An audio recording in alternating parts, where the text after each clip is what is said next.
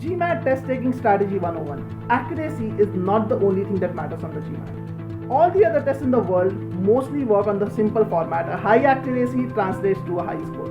On the GMAT, that's not the case.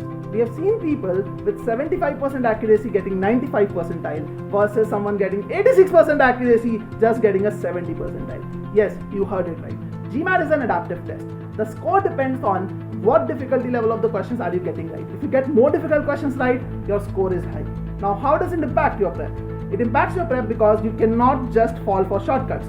Don't prepare using shortcuts or tricks that just work for easy and medium questions, because if you don't get the hard questions right on the GMAT, even with the high accuracy, you will have a low score.